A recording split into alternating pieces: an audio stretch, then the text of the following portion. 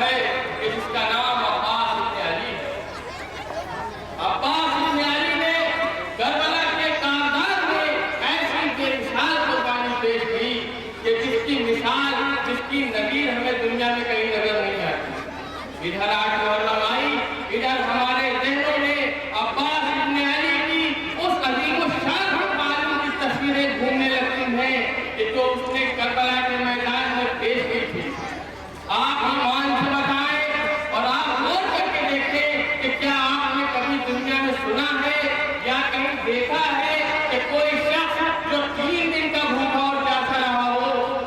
3 دن کا بھوکا پیاسا شخص اور بغیر اسلحہ، نہ ہاتھ میں تلوار، نہ تیر و کمان، نہ نیزہ، نہ بھالا، اور مد مقابل 18,000 کا لشکر جو ہتھیاروں سے لیس تھا، اس کو وہ بھوکا پیاسا شخص شکست دے دے۔ عباس ابن علی اس واحد بہادر کا نام ہے کہ جس نے کربلا کے میدان میں بھوکے پیاسے رہ کر ان شیران لشکر کو شکست دے دی کہ جو اپنے طاقت پر ناز کر رہے تھے۔ یہ علم جو آپ اپنی نظروں کے سامنے دیکھ رہے ہیں،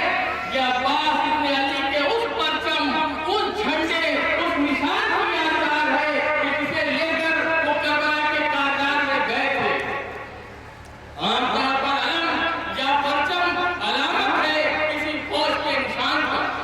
اور فوج اس گروہ کو کہتے ہیں جو کسی بادشاہ یا کسی قائد کی سلطنت کا تحفظ کرتی ہے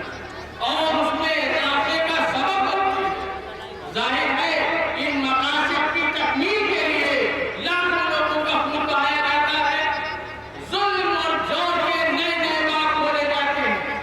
لیکن یہ علم جو آپ اپنی نگاہوں کے سامنے دیکھ رہے ہیں کسی ظالم و جابر بادشاہ کی فوجی طاقت کا نشان نہیں ہے، بلکہ علامت ہے مظلوموں کے حقوق کا، ان کے درمیان مساوات اور برابری کا۔ یہ علم یادگار ہے حسین کی اس عظیم الشان قربانی کا کہ جو انسانیت کے سر کا بیش قیمتی تاج ہے۔ یہ علم یادگار ہے اس عظیم الشان کارنامے کی جس نے رسول اکرم کی شریعت کو زندگی دے دی۔ برادران اسلام، وقت وہ تھا کہ جب شام کا اندھیرا بڑھتا ہوا حسینیت کے سورج کو نگل جانا چاہتا تھا۔ وقت وہ تھا کہ جب یزیدیت کا نشہ رسول اکرم کی شریعت کو بہا لے جانا چاہتا تھا۔ بھلا جب وقت ایسا ہو تو نواسۂ رسول حسین ابن علی چپ کر خاموش بیٹھے رہ سکتے تھے؟ اٹھ کھڑے ہوئے، اپنے ہمراہ 72 جانبازوں کا ایک چھوٹا سا لشکر جمع کیا۔ حسین ابن علی کے مختصر سے لشکر میں 6 مہینے کا بچہ علی اصغر بھی ہے اور بوڑھا دوست حبیب ابن مظاہر بھی ہے، 13 برس کا قاسم بھتیجا قاسم بھی ہے اور بوڑھا دوست مسلم ابن حوصلہ بھی ہے۔ حسین کے اس مختصر سے لشکر کا ہر فرد حافظ و ظاہر تھا، کیونکہ حسین کا مقصد کسی حکومت پر قبضہ کرنا نہیں تھا، کسی ملک پر قبضہ کرنا نہیں تھا، بلکہ حسین کا مقصد ریزدار کربلا پر اپنے خون کی سرخی سے نقش اللہ لکھ دینا تھا۔ ظاہر ہے جب مقصد اتنا بلند ہو،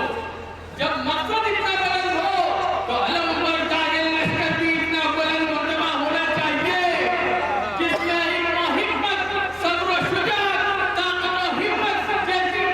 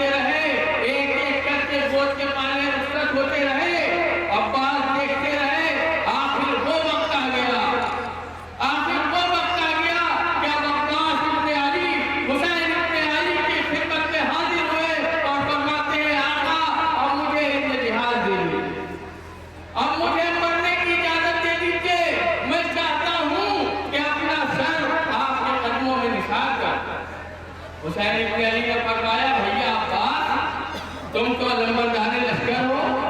تم تو بہنوں کی شہادت کے محافظ ہو، تم تو میرے قوت بازو ہو، تمہیں مرنے کی اجازت